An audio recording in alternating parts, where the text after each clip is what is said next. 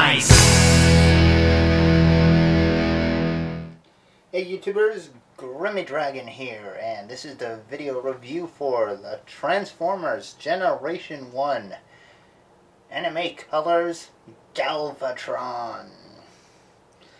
Yep, since we were looking at a Beast Wars 2 Galvatron last time, I figured, since I got him out, let's review G1. And I think it'd be fun for everybody here. Now, here we got Galvatron in his cannon mode. And as you can see, he is in colors similar to how he appeared in the cartoon shows and the movie. But these were not his original toy colors. He had more gray on him and like a deeper purple. So, yeah, it's nice to have one that's more toward what was on TV. This came out a couple, actually, I think it came out more than 10 years ago, if I remember right. As kind of an exclusive. It was an interesting reissue, and I was very happy to pick him up. But enough about that. As you can see, he is that familiar cannon that we've seen in the movie. Like the original 86 movie, I mean. And he looks pretty nice. Got this nice soft purple with the orange sparkly cannon that is mostly translucent. And a bit of gray at the back. And I think he turned out pretty well. You see he has chrome around the barrel of the cannon. Very nice. And some red chrome at the top of the back. But, not much else to say. It does have that thermal rub sign right on the back here. Which, as you can see, is showing his alliances to the Decepticons. Of course, he does have a con symbol right on the back to make it even more obvious. Now, paint apps on this guy are minimum. They are present, but minimum. Like, you got some paint apps on the back here, but most of the details are done in stickers, like the ones on these parts here, the details on the treads. And I think that's about it. He also has wheels at the bottom, so he can roll nicely. So he's a very mobile cannon, which is pretty cool. And he does have an action feature. You push this button right here, and then you get a firing cannon. Let me dim the lights a little bit. Let's see if okay, one more. As you can see, he does have a light up effect in the barrel of the cannon as well.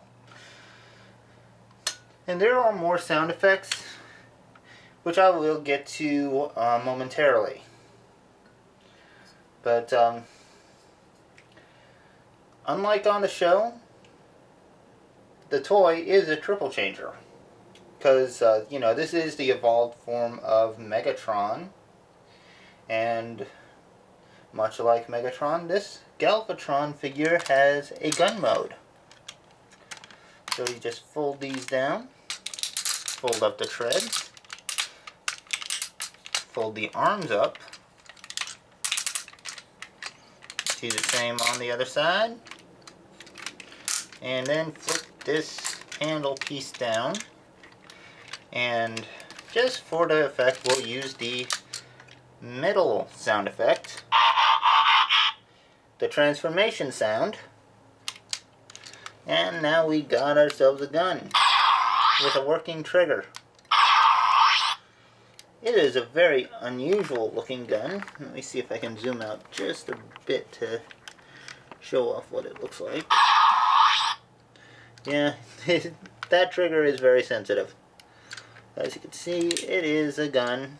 A very ugly gun, but a gun all the same. But, you know, this is one of those, yeah, in the middle, hey, I look like something, make me a official mode kind of things. And they did. They even went through the trouble of putting in the trigger. So, a little bit of thought went into this one, but still, it's a halfway point. So let's get him fully transformed to robot mode. So we'll start by taking out the cannon. Yes, he is a bit of a parts former. Rotate the waist. Flip up this piece here. Bring down the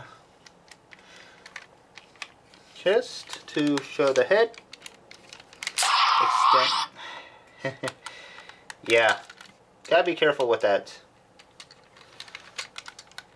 Extend the legs and spread them. Flip out the feet. Back up the camera so we can see what we're doing. And yeah, I'm putting back up the camera as a step.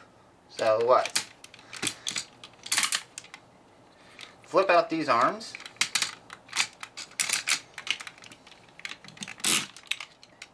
Try not to shrink him.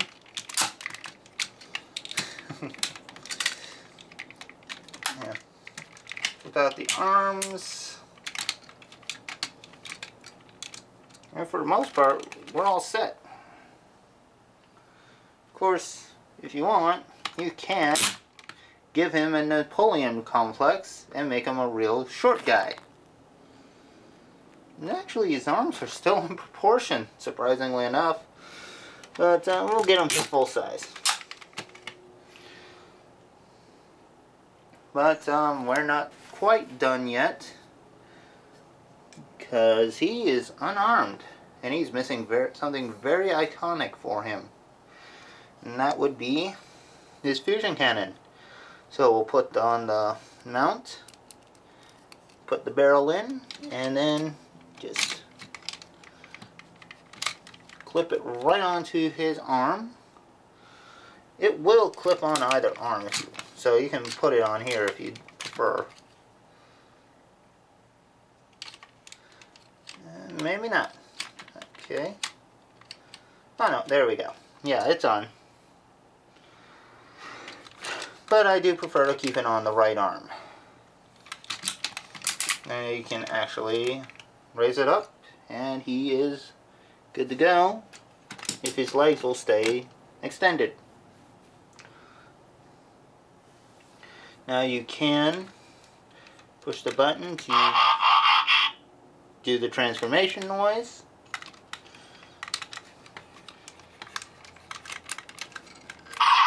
Fire the cannon, or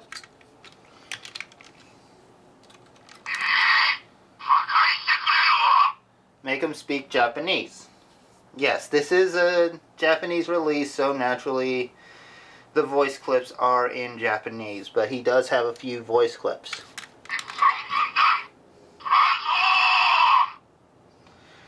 And all in all, he sounds pretty good.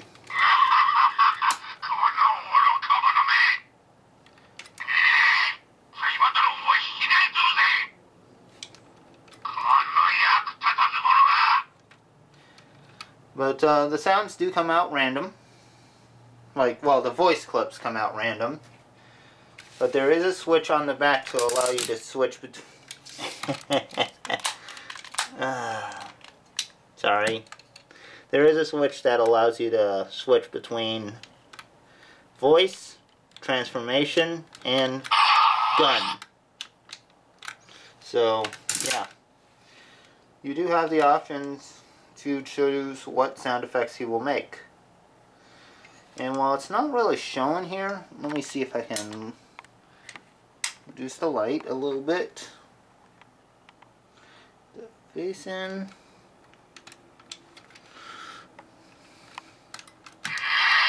You can see he has light up eyes, which is real nice, since the light effect is in the same spot as it was before. And he just does not want to remain standing tall. Yeah, those legs collapse very easily if you put enough pressure on his head. Okay, but yeah. I mean, let's get a better look at the head sculpt. It's not bad. It's not a perfect representation of Galvatron from the show, but this is a G1 toy. What do you expect? It still looks pretty good. You got the goatee there at the bottom, and the helmet piece that looks like a crown. And one more decal to show off the front of the crown. And he does have a belt buckle decal. You can see he has the classic red abs that are actually in chrome red, and a Tampo Decepticon symbol that seems to be on a door, which is actually the battery cover. By the way, he uses 2 AAA batteries. Easy to come by, so nothing to worry there. But for other accessories, he includes an extra gun and a die-cast metal matrix necklace to show his point of triumph when he stole the matrix of leadership from Ultra Magnus, wearing it as some kind of trophy. And it's actually done in this nice gold color,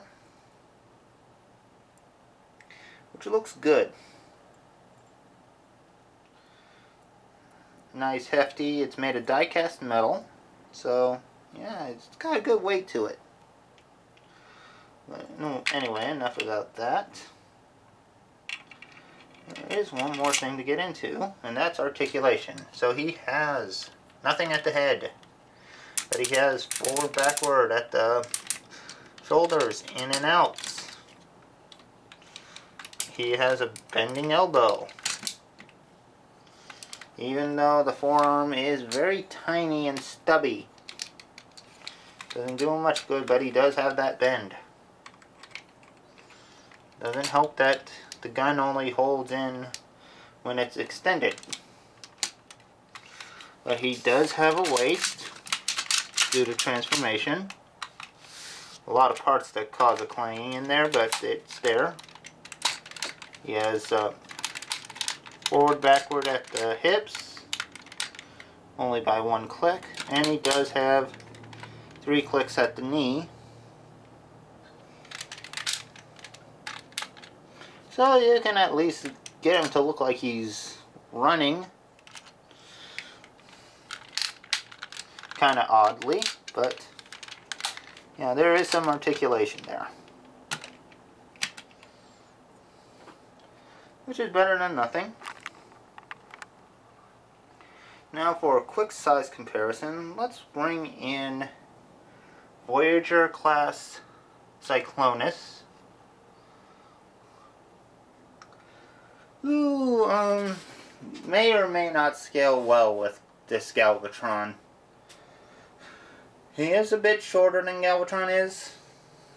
That might work for you, that might not. I don't have a G1 Cyclonus to compare him to, though, sadly. But yeah, he does have that. To compare him to something a little more modern, well, let's bring in Deluxe Class Fireflight, or Firefly, and Deluxe Class Chromia. So you can see he's actually a good bit taller than the Deluxe Class figures, and a good bit taller than a Voyager. But let's get one more comparison in, and this is an important one, and that's with Leader Class Megatron. Okay, let me get Megs' arm a little bit in better shape to do this. Interesting enough, Galvatron's even taller than a leader class. Granted, he is an older figure from the late 80s, early 90s, so he's got a good right to be a bit chunkier.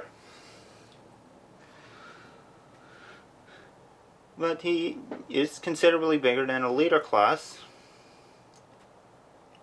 Meaning, if they ever did a leader class Galvatron, they could really just focus on the original, focus on the areas that need improvement, and I don't know, get this thing to look more show accurate. And it would work out really well. Naturally, I still would prefer a Voyager class Galvatron for the classic line, as well as a Voyager class Megatron. Well, we do have a good Voyager class Megatron, I'm sorry, but maybe a little bit more flexible would be nice. But anyway, I'm getting off topic. All in all, this Galvatron figure is very nice. He is a good size figure, and if you can get him in these colors, it would look great on a G1 display. Otherwise, the US release does have different sound effects. I think they don't have a transformation jolt sound. I think it's just 3 laser sound effects. Don't know for certain though. Anyway, I hope you've enjoyed this little look at G1 Galvatron. But I don't think I'm done with the character just yet. There's one more I can look at. And I think I am in an 86 movie mood anyway. But anyway, I hope you've enjoyed this little review. Please leave a like, leave a comment, hit that subscribe button to see more videos, and share with your friends. And I'll see you next time. Take care, so long, have fun, and bye-bye.